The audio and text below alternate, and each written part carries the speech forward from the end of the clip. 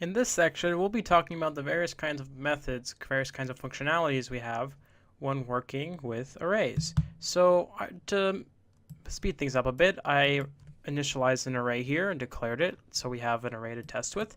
So we're going to walk through all kinds of functions we have to be called on arrays. So the first one we have is a very simple one. It's just basically going to get the type. So test array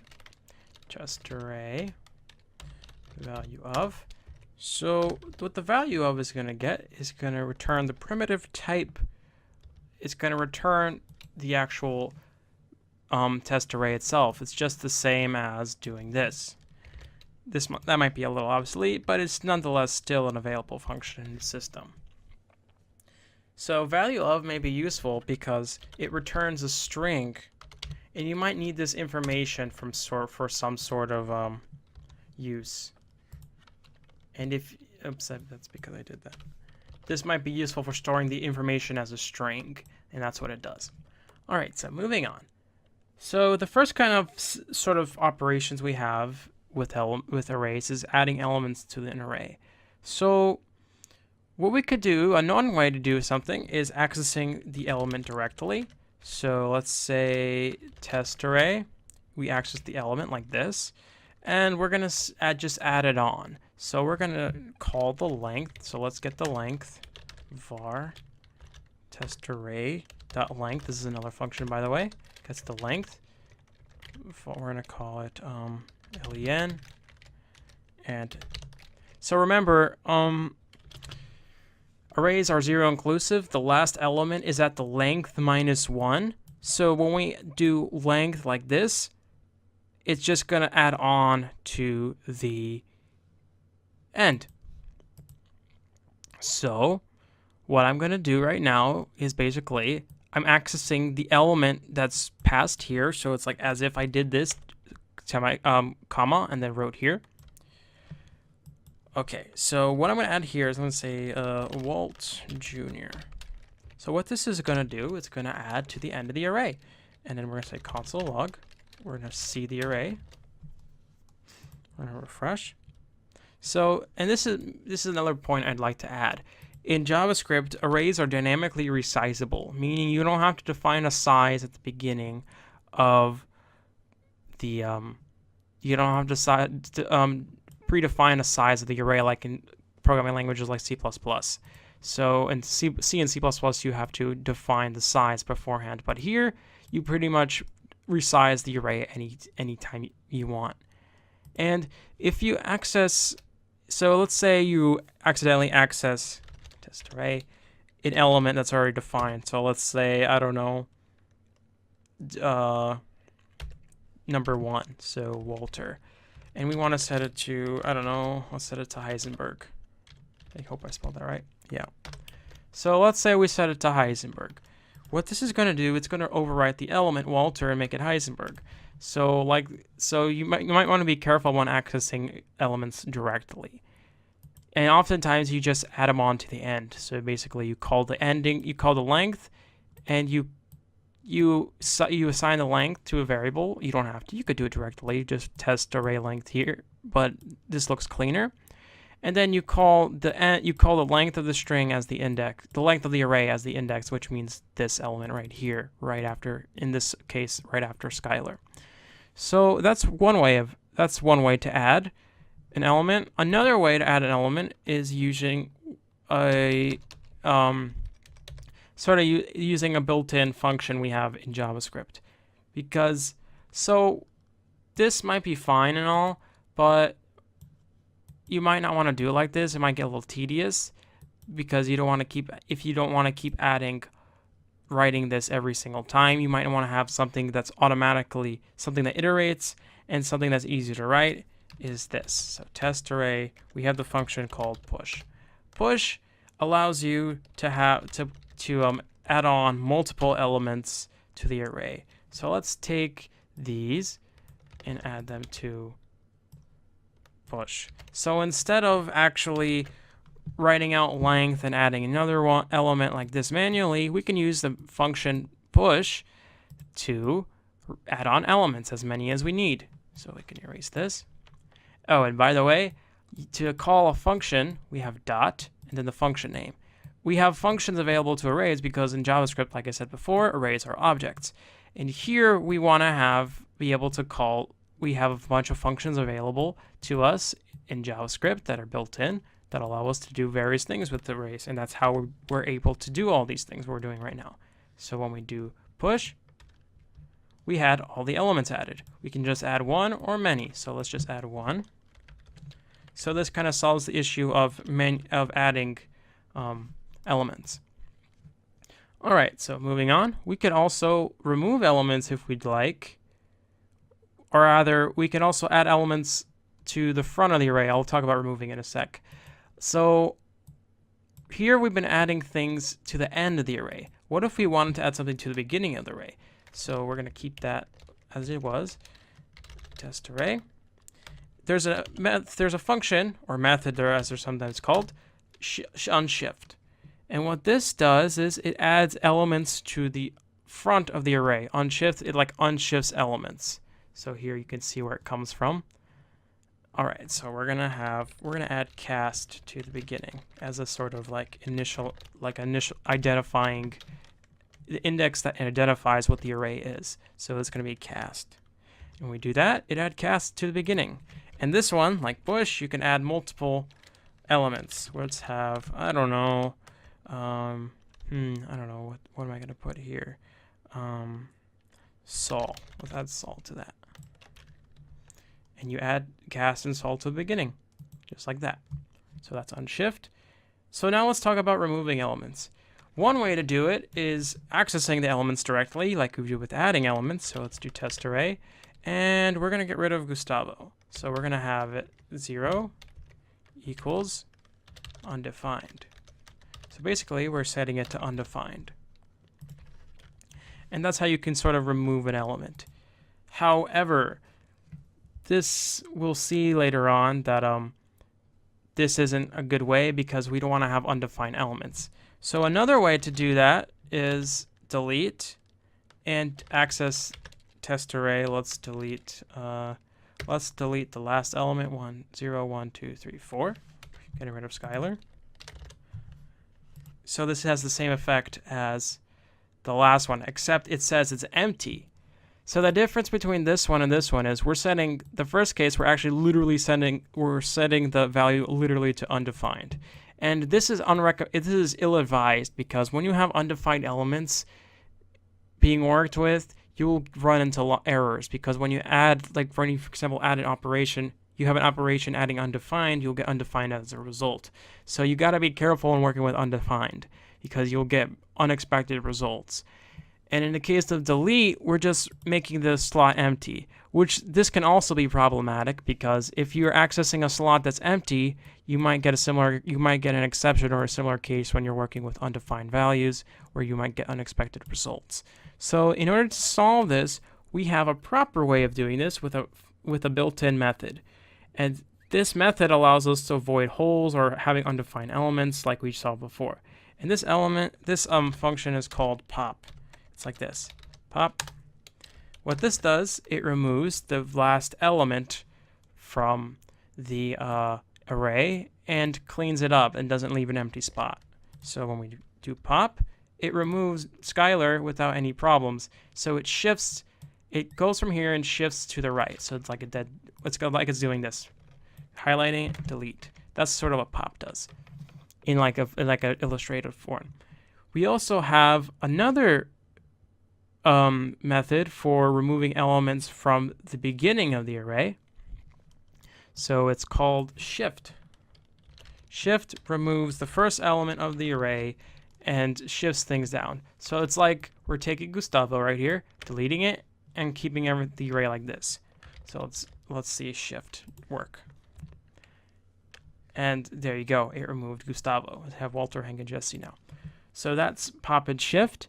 And we're not actually only limited to removing one element at a time. We can, or removing or adding one at a time.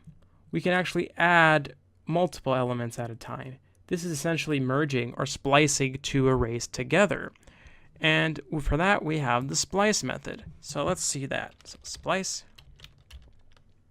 It's called Splice. So the first attribute out in within a Sublime Text, it gives us what we want. In Sublime Text, we have what we want here. So the first element we define is the starting position in the array. And then we define how many elements should be removed from there. So we're going to say, in this case, we don't want any elements removed. We just want one added to 0. So that's like if we want to overwrite something. And then we define how many items we want. So we're going to say, I don't know. Let's think of something. Let's think of Raul, Ahmed, Jessica, and Steven. Just some average names.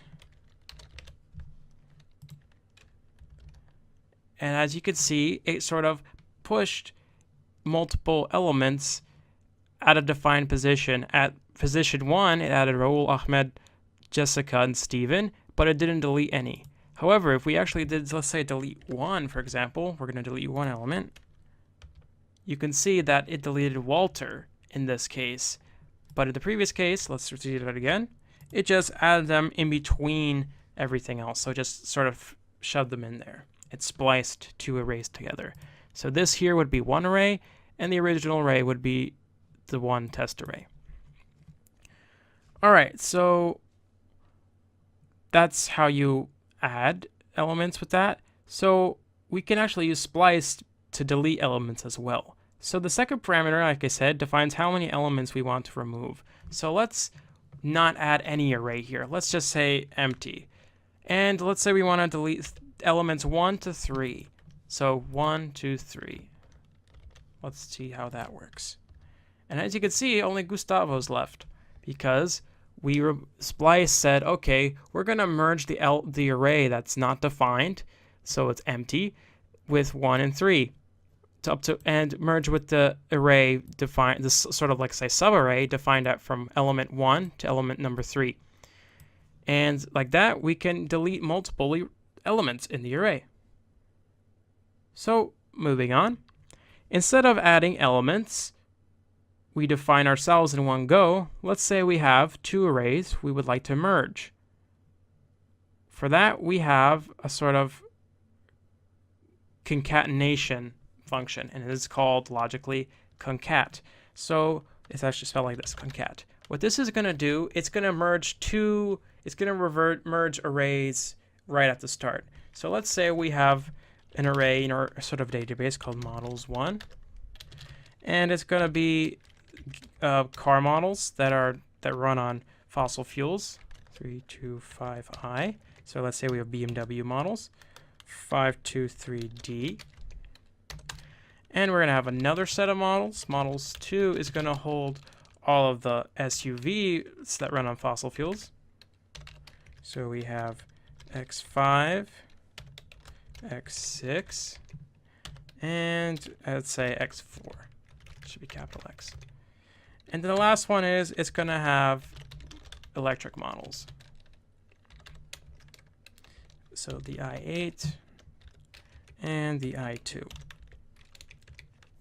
Okay, so we have three separate arrays with three separate sort of meanings.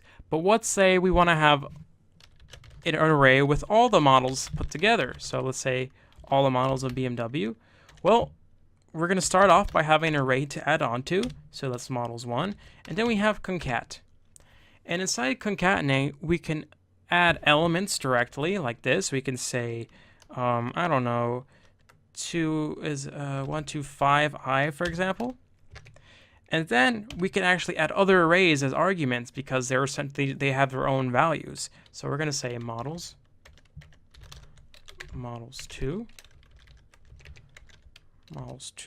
and models3. So like this, we're adding to the end of models1, we're adding 125i, models2, and models3. So let's see how that would, oh, I forgot to do console log. Console log. All models, semicolon. Here we go. And there you go. It's put everything together. So actually, so it started with the first one, 325i, 523d, the array models 1. Added on 125i to it, then added on the arrays models 2 and models 3. So this way you can merge multiple arrays together initially instead of doing splice, because in this situation you have them all predefined and you want to bring them together. So the last method we're going to talk about is how we can actually cut things up by splitting things into which will allow us to split things into subarrays. So let's say we have all models again, and we want to split it now. So what we're going to do is we're going to call, we have the original put together, and we have a merged array, and now we want to actually put these split something. So let's say electric models equals all models, and we're going to use the method slice to say, okay, let's say from index 5, where actually now it's going to be index 6 because we have 0, 1, 2, 3, 4, 5, 6. So from 5, actually we're going to want 5. So, and then you can define if you want an ending to that for some reason. So let's do that, and then we're going to print out electric models.